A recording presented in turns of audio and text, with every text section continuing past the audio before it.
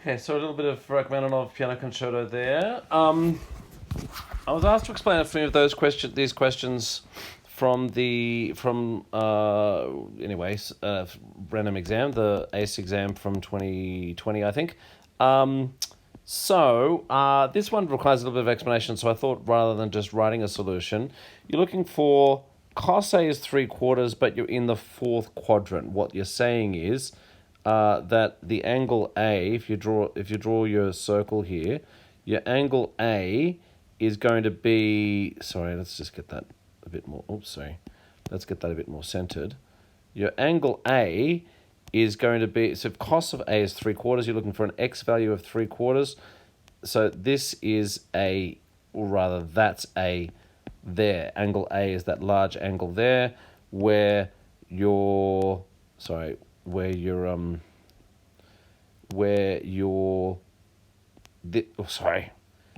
this value here is 3/4. This is 3/4, comma something. Now the question you're asking is 3/4, comma what? Well, that's actually going to be important. 3/4, comma what? Well, this is a unit circle, as we've said, so that's obviously a point where 3/4 squared plus whatever it is, and it's obviously going to be sine A squared equals 1. That's the key insight there. Obviously, cos squared plus sine squared equals 1, but that's the equation of the circle there, the x-coordinate squared, which is the cosine squared, plus the sine squared, the y-coordinate equals 1, x squared plus y squared equals 1.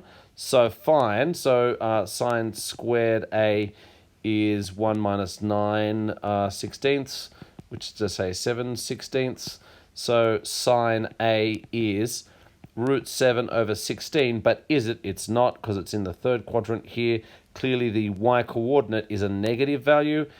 The sine of A is negative root 7 over 16. So when you're looking for sine 2A, by identities, I'm hoping you can, it doesn't require me to further explain why the sine of 2A equals 2 sine A cos A. It's obviously provable, but I'm not going to choose to prove it right here, which means it's 2 times negative root 7 on 16 times the cos of A, which we already know is 3/4, which gives you negative, 3 root 7 on 32, something like that. Does that make sense? Okay. Part B, show that blah. So let's just start with left-hand side equals. Now, so you, I'm hoping it doesn't require further explanation. The cos of A plus B is cos A cos B minus sine A sine B. So what have we got here? This is cos 2x cos pi on 3. Let's just write it out. Cos pi on 3 minus sine 2x sine pi on 3. And then plus the cos of A minus B. So this is cos 2x cos pi on 3 plus sine 2x sine pi on 3. I mean, that's also, this is known as a sum to product situation, where you can see here that these two expanded to those two terms sum to 0, which leaves you with 2 cos 2x cos pi on 3. Cos pi on 3 has a value. Let me get it right. Big angle, small cos. So that's a half times a half, which gives you cos 2x, which is the right-hand side. Okay. Now, given that this is a quadratic equation, well, looks like it's going to be a quadratic equation, I would not differentiate this expression as given. I would say, well, hold a minute, what is that? It's sine squared x plus, by part B, cos of 2x. Now, careful with that. What is the cos of 2x?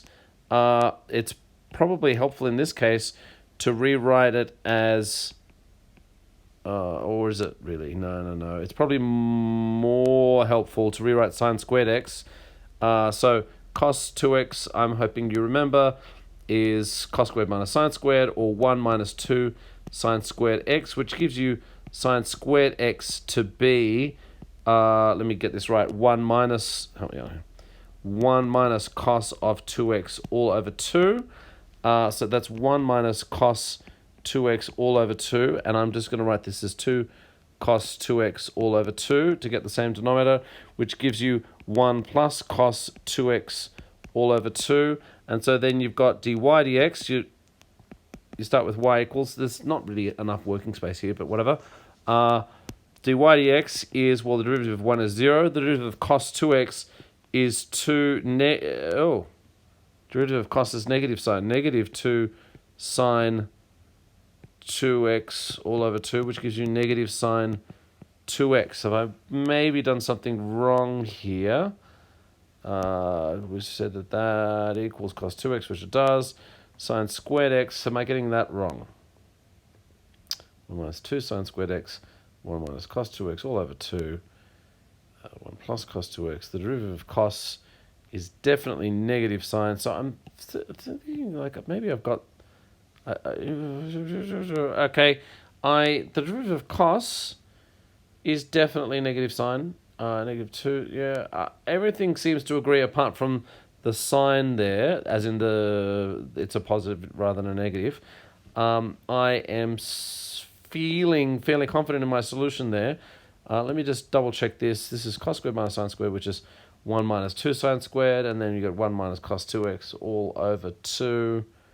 And then when you put that in here, you get that. Seems right to me. It all seems right apart from that final direction, the direction of the thing. So it might be worth just plopping it straight into Wolfram Alpha, which is going to be a little bit tricky here, partly because I don't really remember I'm not very good at remembering questions from one moment to the next anymore.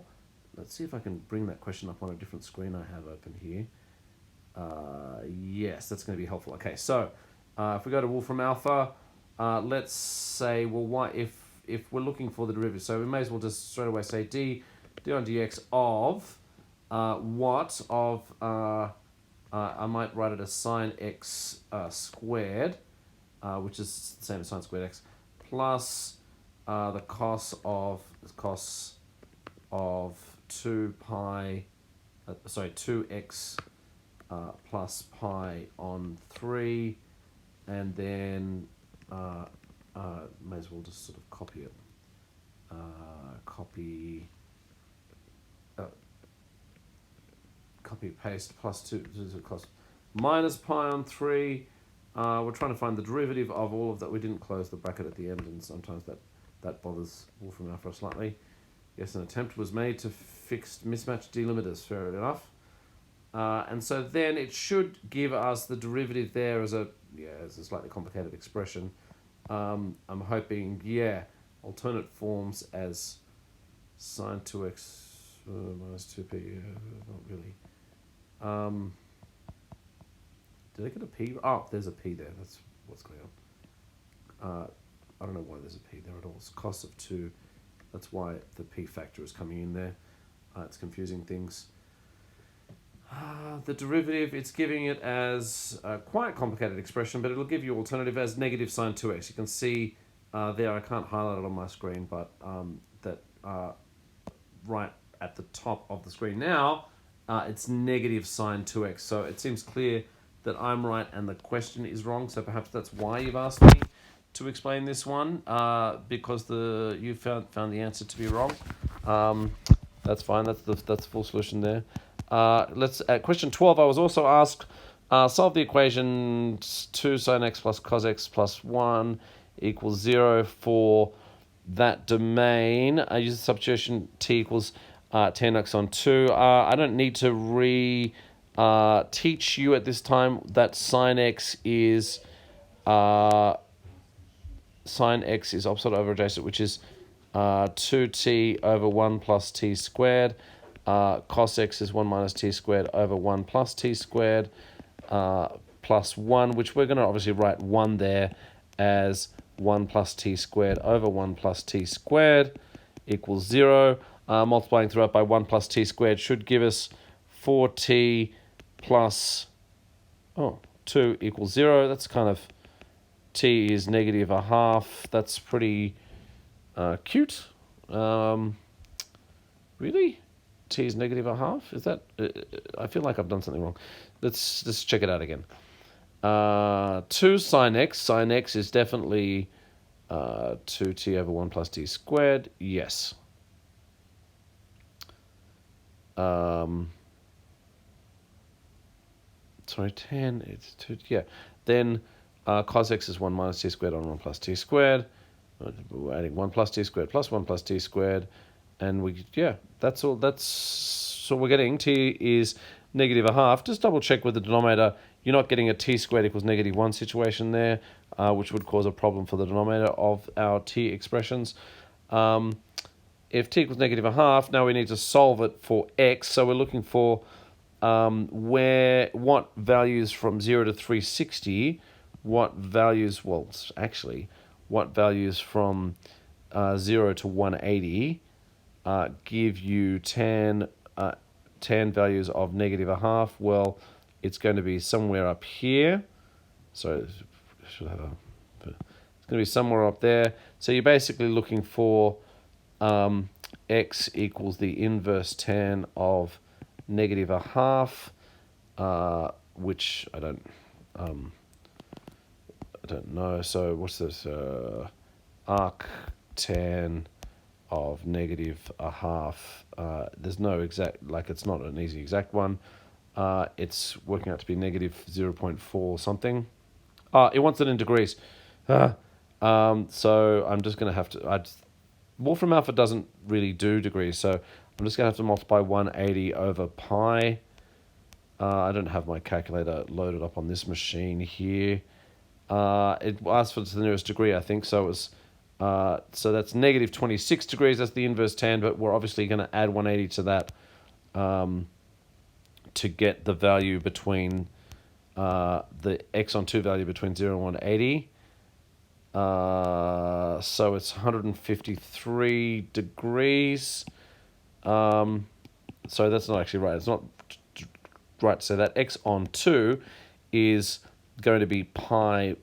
Sorry, not pi. We're not dealing with pi's. It's going to be 180 minus the inverse tan of negative a half, which from the calculation was 153 degrees.